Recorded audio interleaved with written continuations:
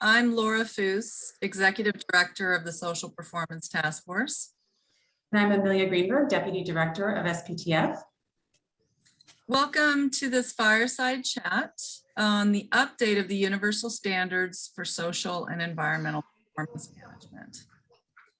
Amelia and I are going to take 25 minutes to introduce this topic, and then we're going to open up 20 minutes to questions and answers. We will encourage you to type your questions in as they occur, so that when we get to the Q&A session, we can go through the list. For those of you who might not know SPTF, we are a nonprofit membership organization with over 4,800 members from all over the world. Our members come from every stakeholder group in inclusive finance. We engage with these stakeholders to develop and promote standards and good practices for social and environmental performance management. And we do this in an effort to make the financial services sector safer and more beneficial to clients, employees, and the environment. In this session, we'll give an overview of the updated Universal Standards, which are coming out a year and a half after public comment and expert input that has been gathered. We're launching the latest version in January 2022.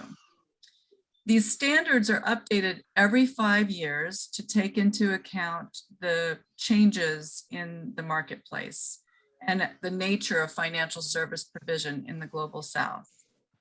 We all know how tumultuous the last 5 years have been with the climate crisis, with the global health crisis, and with technological advances. So all of those mega forces have had an impact on what you're going to see in the standards today. I want to take a moment to explain why the Universal Standards are so relevant to our sector, and to make sure it's understood that the standards are created by important stakeholders in the sector. SPTF plays a role in bringing all of those voices and viewpoints together, and that culminates in the Universal Standards Manual. This manual is a comprehensive set of management practices, and they're for financial service providers who want to put clients, their employees, and the environment at the center of all strategic and operational decision-making, and so that organizations can align their policies and procedures with responsible business practices. Everything in the manual is field tested and grounded in real practice. So I'd like to describe what the Universal Standards are. The Universal Standards Manual organizes practices into 7 dimensions. The first is social strategy, committed leadership, client-centered products and services, client protection, responsible human resource development, responsible growth and returns, and environmental performance management. As you see, this pinwheel shows that there are do no harm elements, which are related to labor, client protection, and the environment. And there are also do good elements that focus on outcomes management, social governance, client-centered products, and responsible human resource management. At SPTF, we're happy to see that the global market is elevating the importance of the concepts of the Universal Standards. We used to hear that the Universal Standards were a nice thing to do, but increasingly we're hearing now that they're a need to do if businesses hope to remain relevant. We're now hearing in the news and from business associations such as the Business Roundtable that businesses should act in the interests of all stakeholders and not just shareholders. Every company should operate by a set of ethical rules that considers effects on the environment and future generations. as well as the effects on the relationships with their employees, local communities, customers, and their suppliers. SPTF has seen time and again that people come to social performance management in the time of a crisis. The pandemic was the latest evidence of this, but we've had many others as well. SPM helps organizations be resilient even during hard times. It's important to long-term sustainability as well as to ethical behavior to invest in your employees so that they feel valued. And it's important to understand and respond to the needs of your customers, which is rewarded in terms of loyalty. We've all seen the rise in ESG factors and regulation. And we've heard a lot about the environment, particularly this last month. But in addition to the E factor, the Financial Times has reported that the S factor is the fastest growing component of ESG during COVID-19. And it was partly because of the widespread social pain. CEOs reported that they can't ignore the S factor today, and that taking care of the S factor can actually protect shareholder interests.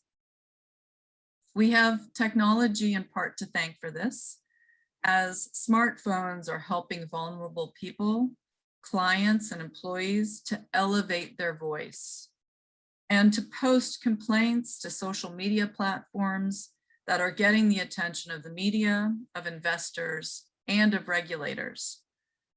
There's actually going to be a session later in the conference about how regulators are monitoring client voice and outcomes in their work now. So at this point, I'd like to turn to Amelia to share with you the process of how the standards were updated. Amelia led the process internally at our group of the revision of the standards, and she's been intensely engaging and processing the input from the field in this process. So Amelia, let me turn it over to you. Hello, everyone. It's my great pleasure and honor to be here with you today. I'm going to talk about 3 specific topics in this next little section. One is why we update the universal standards every 5 years. The second is how the process works. And then the big reason for all of us here today, what has changed. So quickly, the why we do it is because, as Laura mentioned briefly earlier, we want to make sure that we remain current with all of the evolution that happens in our sector. And every 5 years, there is something new. This is a particularly dynamic time because of the digital revolution, but there are always elements of the types of players and the types of the context in which we work that change. So we need our standards to stay current with the current context of financial inclusion and service. And also we want to make sure they continue to reflect best practice. All of the actors are constantly learning better ways to do this work. And so we want our document to always share with you what we've learned. So for that reason, it's important to update the document. We do it every 5 years, as we've said. How the process works is that it's really quite intense. As Laura said, it's been close to 2 years. We start by dividing the manual into its main, all its dimensions, and we identify a list of about a dozen experts in each of those dimensions, and we reach out and we do individual expert interviews. So that process takes months and months, and we talk to, I would say, between 10 and 20 by the end, people per dimension. And after having done roughly 100 interviews, we condense and synthesize the feedback that we heard into a set of suggested changes to the manual. At the same time we do that, we also read what's been published in the last 5 years. We look at toolkits that you guys have created. We look at case studies. We try to take advantage of all the documented knowledge that's also new to our sector in the past 5 years. So that also goes into this condensed new ideas for what might be different in the next version. And once we have that ready, we share it with our community widely. So SPTF and CERISE jointly have about 4,800 members. We send this information to everyone. We held webinars in 3 different languages, French, Spanish, and English, to explain the proposed changes and solicit feedback. We also launched a survey and allowed people to give comments on an online survey platform. After that, we synthesize all those comments, make further suggested changes, and then present it to SPTF's board. And SPTF's board has representatives from every single stakeholder group in our sector. And so they are the expert voices representing all of you as a final check on the logic and the learning. And once they have reviewed and we've incorporated their comments, then we end up with a final set of standards and essential practices. And then the large work begins with CERISE of updating the SPI evaluation tool. So we'll say more about that later, but that's roughly the process. And I'm going to share my screen again so I can show you some of the big changes. So let's get back to this. Okay, so what's new? Oops, sorry, this is the wrong slide. So one of the changes that we made was in our language. You might notice we used to be a little bit more heavy on policy, saying you should have a policy to treat client complaints. You should have a policy about treating clients responsibly. And what we heard was that even though it's important to have policies because they formalize and embed ideas in an institution, it's also quite possible to have a beautiful policy that's not implemented in practice. And so then an idea was, well, should we say have a policy, but then also go implement it and then also check to see whether it's implemented? All of these are important processes, but they make our tool too long to say those same 3 things over and over. So in the end, what we've decided is the one we're going to retain is just the statement that you do something, such as the provider treats clients responsibly. The client does not discriminate against protected categories. Instead of the client has a policy to prohibit discrimination. So you'll see that change throughout. We made a very significant change toward the collection and use of data. Those changes are reflected most in our Dimension 1, which is the social strategy, and our Dimension 3, which is adapted products and services. So some of the changes are when we talk about outcomes, we now say you should be looking at positive and negative outcomes. Previously, we had said define the benefits you're trying to create for clients, select indicators that allow you to measure whether you are creating those benefits, and then collect those data. But what we realized is, in addition to following whether you're creating the benefits you want, you also need to be checking in on whether clients are experiencing any unintended negative consequences.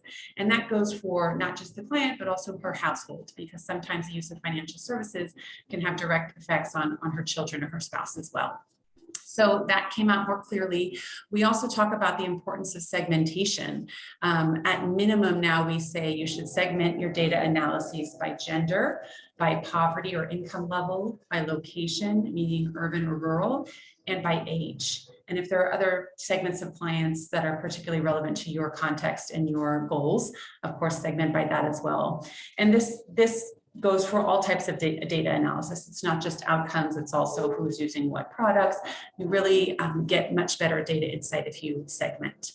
Another change is a stronger emphasis on qualitative and quantitative data together. Previously, we just said a more general statement about collect data that are relevant, but we really have come to understand the value and fundamental need to ask qualitative as well as quantitative questions. And it's really by combining both that you get the most powerful insights from your data. So the qualitative allows you to ask open-ended questions and really listen to your clients. The quantitative allows you to not just track sort of what can be measured reliably, but also each checks on the other. And so together you get a clearer picture of what's happening in clients' lives. And then we also have a strong emphasis, particularly in the products and services section, of using existing data better. And by that, we mean everyone has some basic profile data on their clients. Everyone has their financial transaction data, but most institutions aren't really analyzing this to full effect. And you can get some very interesting insights about who's using what type of products, what activities are happening in this branch versus that branch, what behaviors and trends you see by different segments just by using data you already have. And that should really inform your product design and your offer. So a lot on data. We also made a shift in how we address employees. Those of you who are familiar with the document may remember that we had a piece of the standards that refer to employees in Dimension 2, which is about culture and leadership. And now we've shifted that. So everything about employees is in a single dimension, our Dimension 5. And we also shifted the focus of that dimension to be not just do no harm to employees, but also more of a do good, where we're focusing on human resource development. So we're setting employees up to do their job well, to help your institution achieve its social goals, and also to have a career that they're proud of and that they feel committed to. Another change is in Dimension 6, which is our responsible growth and returns. Previously, it was a little bit vague. The standards in there had some seemed a little bit more for the investors and some seemed a little bit more for the financial service providers. Some of the discussion was pretty general about growth principles, and we have focused this. So now it is just what the financial service provider has control over. And in the growth section in particular, we changed it to be really focused on the social performance management related risks of growth. So that specifically is often mission drift, moving away from certain target clients because it's easier to reach other clients and you're trying to grow. It's also poor quality of service. If you have a lot of new clients and you haven't hired enough staff, then you can start having problems either with your internal controls or with your service in general to your clients and also to your staff. It can be a burden on staff to be asked to do way too much too soon. So you'll see in that growth section a real focus on the people. And then finally, one of the changes we're most excited about is we now have a mandatory green dimension. There was previously an optional module in the SPI on green microfinance, but we have made it mandatory. We've strengthened it. We're very proud of our partnership with the Green Inclusive and Climate Smart Finance Action Group, and you'll see their logo here on this slide. At the same time, they were updating Green Index 3.0. We were updating Dimension 7. The two tools are totally aligned. Dimension 7 has the big principles and essential practices that summarize holistically what good environmental performance management looks like. And the index has those same standards and practices, but with a lot of detail about very specific ways to implement them. So they're great complementary tools, and we're really excited to have this manual to share with you. And with that, I will turn it back to Laura. She's going to give you a little update more on how this connects to the tools and resources that you're familiar with, we hope.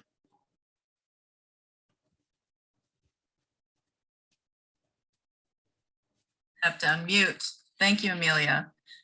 Yeah, I wanted to talk about the link between the universal standards and the SPI tool and ratings and certifications.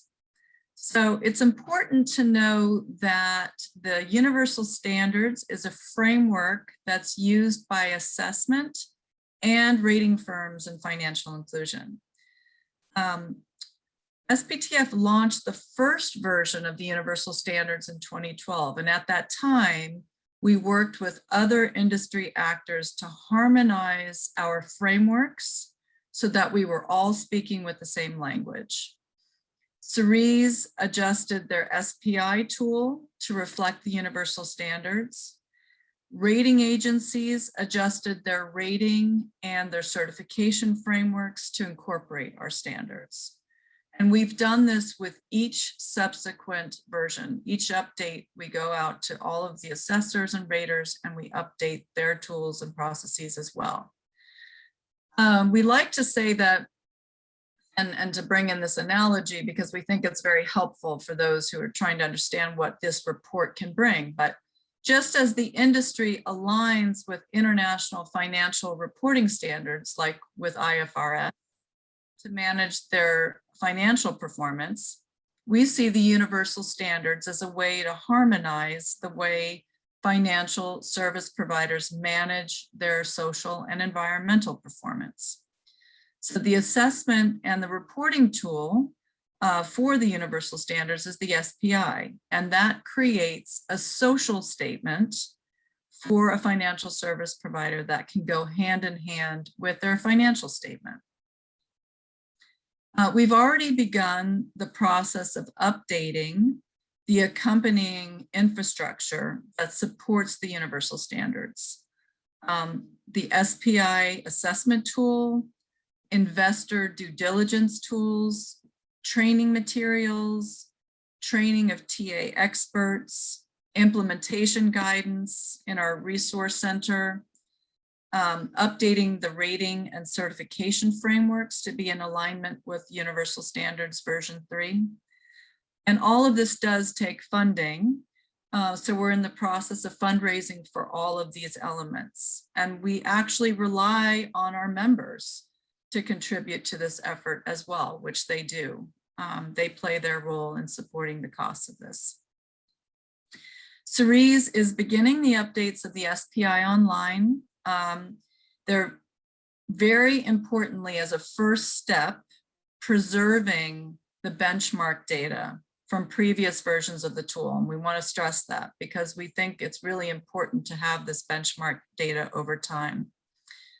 The new design of the SPI online will allow for actual multiple entry points to social and environmental performance management. We are talking about having an ESG module as an entry module into the SPI online. There's also a specific client protection audit that can be conducted that goes along with the client protection pathway that evaluates all client protection indicators. There's the option to do the full evaluation of social and environmental performance management. And eventually we'll see also connecting SPI results with SDG reporting as well. At this point, I wanted to go back to Amelia and ask her to talk a little bit about the standards work that we're going to be engaging in 2022. This is for additional content that's being created for frontier areas that will be incorporated into the standards and also into the future SPI online. Okay, so hello again. This is just a quick reminder before I walk through this slide that it's shortly going to be Q&A time, and I do see a few questions already. The first from our friend Nicole. So hi, Nicole, and thank you. And please follow her good example and send your questions in as well. But I will talk you through this slide first. So there are two areas of work in 2022 that we're excited about and want you to know about and hope you'll participate in. The first is responsible digital financial services. So we found that when we reviewed this whole document, all of the concepts in the manual still apply even in a digital context, meaning you still need to have a strategy, you still need to collect relevant data, you still need to listen to your clients, you still need to treat your employees well. There's nothing in that manual that wouldn't apply if you use a digital channel as opposed to an analog one. But there are also specific consumer protection risks and opportunities to do good that exist in a digital context that were not previously treated in the manual. And it's important now that we have this digital future and digital present to identify what those risks are and then to identify the management practices that would enable the providers to avoid harming clients. So there's a lot of work, a huge amount being done in this area already. But what we have found is that it centers in sort of two axes. One is the research. So there's really excellent research on all of the risks and all of the bad behaviors. And it's very alarming and it underlines the importance of doing something about it. And then there are a large number of sort of high level guidelines or principles, things like don't let your algorithms discriminate and make sure your partners treat your clients responsibly. But when you get into the concrete essence of what it is a specific provider is supposed to do to make sure that those things aren't happening, there is a gap. And so SPTF has begun a process. It's the happening now portion of this slide. We've done a lot of document review. We're looking at all your toolkits, all your research, all your principles. We're talking to other experts, and there are quite a lot of people working on this, so it's been a very rich discussion. This does include a few standard setters like GSMA. We are trying to learn from what has gone before and not be redundant, but we are hearing in the interviews that there is still this gap in knowledge of specific management standards for the providers. So we're working on that. The experts some of them are investors who are doing their own due diligence about investing in digital financial services. Some are the consultants who are helping the organizations digitally transform. Of course, the financial service providers themselves who are involved in this have a really important perspective on what's feasible and useful. So we're talking to everyone we can. If we haven't contacted you and you'd like to be interviewed, definitely please reach out. And what we are moving toward is that by the end of January, we think we will have finished our interviews and we will have a sort of raw set of standards ideas that have emerged from the interviews. And we'd like to discuss and refine those in a working group. So we would publish that document of these ideas in January. We'd invite anyone who's interested to join the working group, and we'll just take it section by section. And right now we're still thinking of this in along the different axes of client protection. So what are the standards for transparency? What are the standards for avoidance of over-indebtedness? What are the standards for data security that need to be added to address the digital context? And there are also some others like partnerships, like the digital divide. So there's a lot of meat there to work through. Eventually, through the working group, we hope to get a much more refined set of standards, as I said, and then even after that, we would begin field testing them. So do join us in that project. The other piece of work Laura also alluded to, which is outcomes. So we've heard from our board, as well as a lot of our members, that using the SPI tool is useful, and it would be even more useful if it allowed us also to report on outcomes within the SDG framework. So we have ideas about how to make that happen. There's a lot that's already collected by the SPI that's relevant. And then certainly as organizations get more advanced and committed to regular ongoing outcomes data collection, we can link that as well and hopefully use this tool as a reporting module. So stay tuned for that. That work plan is a little more nebulous, but if you're interested also, please contact us. And I do want to give time for the Q&A, so I'll stop there. I'm just going to go down to a few websites before we officially get into questions. The first link you see here is our regular homepage. The second link is the client protection pathway, which we'll get into in a little bit probably in this Q&A. And then the third is the SPM Essentials series. If you don't know about it, that's a webinar series we've been running all year that highlights how to implement some of the newer elements of the updated standards. So we picked out the pieces that are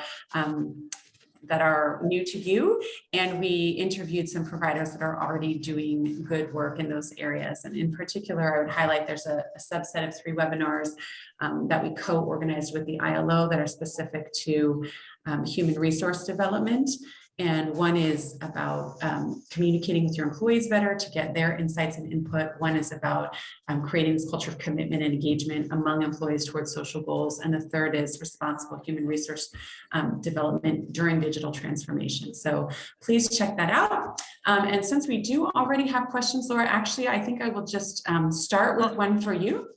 Yeah, I'll start with the McCall question. Sure, yeah, let's do that. McCall, great question. And you might want to read it for the recording, Lauren, just so people who are listening know the question. You said, I was wondering if at the same time of updating the SPI-4, if you're going to adapt the Alinus section, and do you have a timeline for that? So for those of you who don't know what Alinus is, Alinus stands for Aligning Investor Due Diligence with the Universal Standards. It's a due diligence tool that is a subset of the broader SPI framework. And actually the process has already begun. We had an investor meeting in Geneva 2 weeks ago where our investor working group met in person. And there was a session particularly on Alinus where we were going through the new indicators that have been identified through this review process as well as looking at other different forces that are confronting investors today, such as the SFDR regulation, and trying to bring in particular elements that would strengthen the Alignis tool for the next round. So that process began 2 weeks ago. There's already back and forth with investors on different drafts. So if you're interested in learning more about the Alignis, I'll go ahead and type in the chat box the contact person for the investor working group that you can contact to get involved in those meetings. And we do encourage you to join those meetings. I can start also with Christoph's question as well, and then Amelia, I think you can add to that. But Christoph is asking, to what extent are we coordinating with OECD on their guidelines for M&Es and also UN guiding principles on business and human rights? Because these have been increasingly referred to by regulators and the investor community as these standards for E&S management. So we actually are in direct contact with OECD in 2 different divisions right now. And what because we feel our standards reinforce the guidelines. And what we'd like to do, one of the things I mentioned before that SPTF does is that we painstakingly work to harmonize as much as possible our standards with global guidelines and high-level principles, so that when an investor uses our Alignis tool or uses our SPI tool, that they can comfortably say that the concepts that are in these tools actually are implementation of the guidelines and high-level principles that are put out by the OECD or by the UN. So we've done a mapping exercise with staff over at OECD on our guidelines or our standards and their guidelines. We've also worked with the OECD division that works with high-level principles on consumer protection. And Amelia, I don't know if you wanted to add anything to that. Yeah, just 2 additional thoughts, and then I have another question in the queue for you, Laura. One is that on the human rights angle, we did adopt some of the language. So in particular, the protected categories language is in our document. The language about child labor or prevention of child labor is in our document.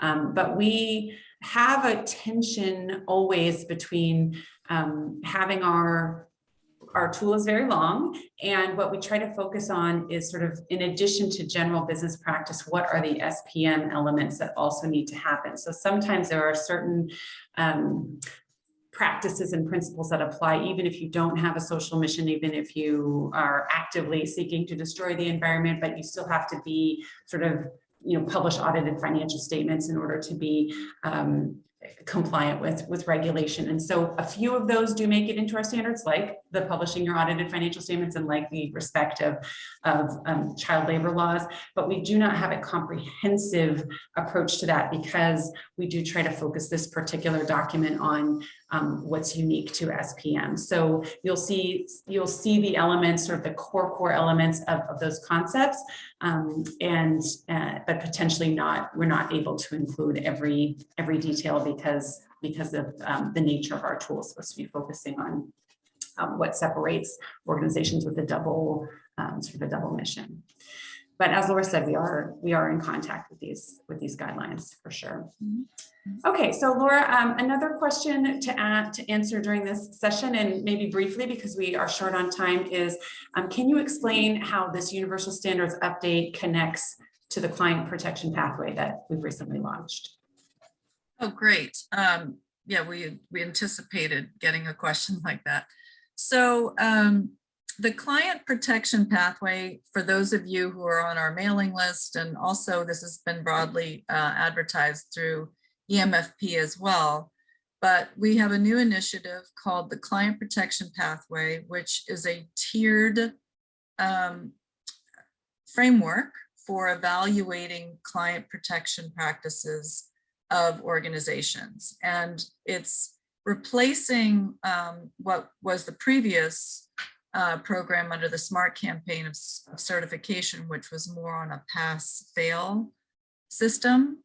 What we've done is redesigned it so that we're encouraging organizations to gain or to join the pathway and to show their progress in implementing client protection practices along the way. The indicators that are part of the client protection pathway are 100% incorporated into the universal standards. The universal standards always contained the client protection principles.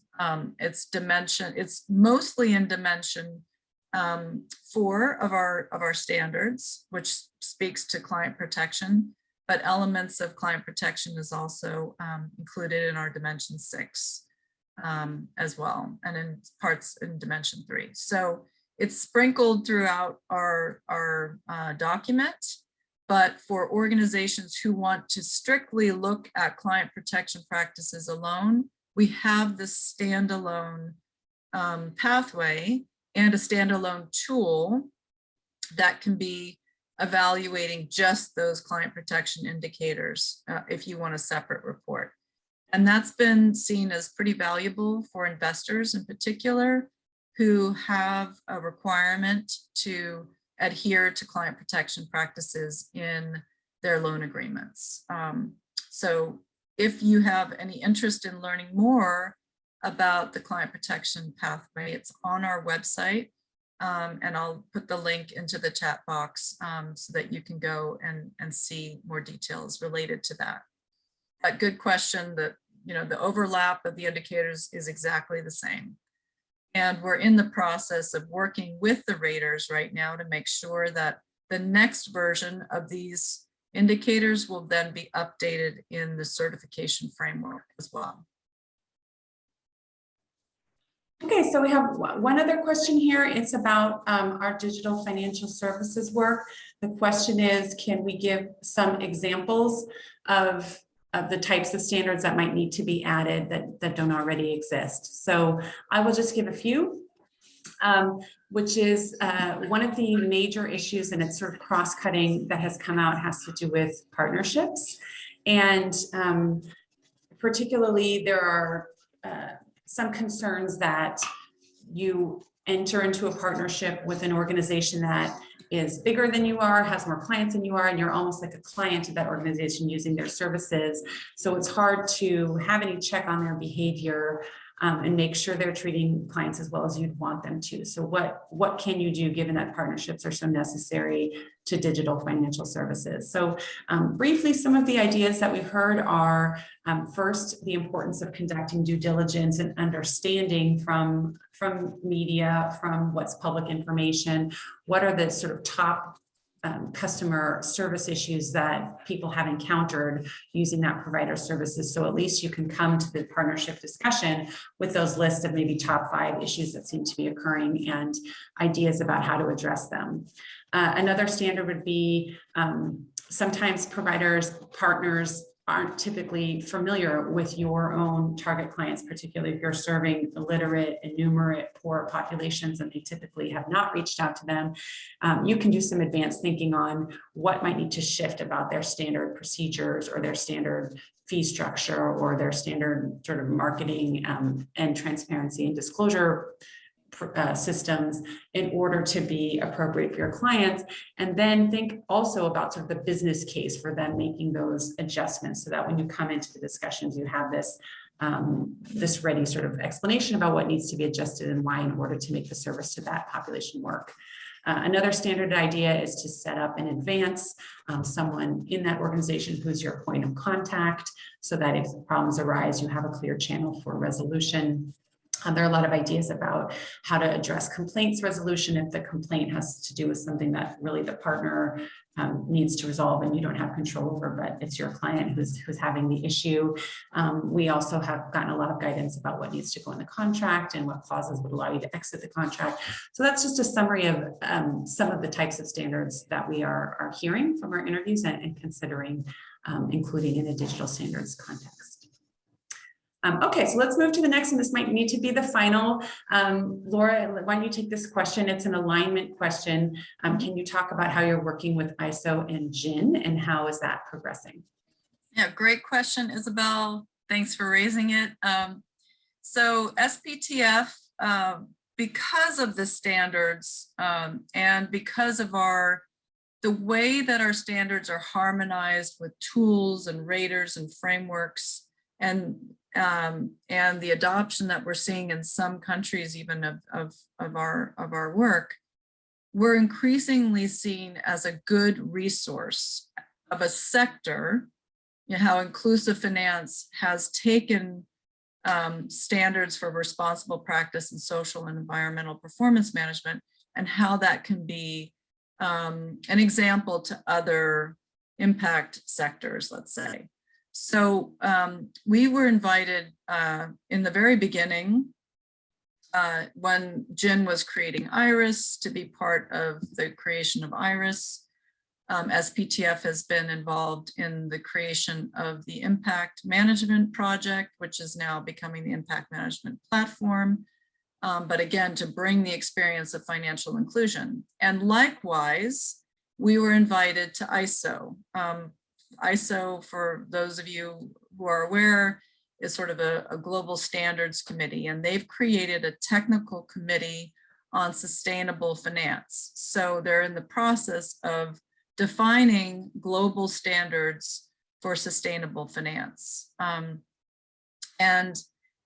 SPTF has joined to share our standards and to provide comments with other actors who are on this committee, like SASB, GRI, GIN, IFRS, and bringing together our collective knowledge on what frameworks say about sustainable finance and developing that together. So we're working in concert with GIN in particular, and when we provide our comments, because our investors overlap. And so we're building on our comments to provide to this overarching framework, and that it's going quite well. For some of you might have heard that there's discussion now about IFRS creating an international sustainability standards board. That's one of the things that's coming out of that discussion, but also the evolution of the work of the Impact Management Project. And so we would hope that SPTF would have a role in providing input from a sector standpoint. I think those global agencies look at businesses across the board, and then organizations such as SPTF go deeper into the sectors. Which we call sort of the hub and spoke model. So while ISO, GIN, IFRS sort of hold the hub, they see our partnership as SPTF being the spoke for financial inclusion. So it's again a broader effort to harmonize our efforts and to make sure that all of these different initiatives are coming together on the same taxonomy and definitions. So thank you so much. I can see that we're out of time. So on behalf of SPTF, I will wrap it up. Thanks to e-MFP for the invitation. Thanks to all of you for participating. We hope you do reach out and have a good rest of the day, everyone. Bye. Thank you. Bye.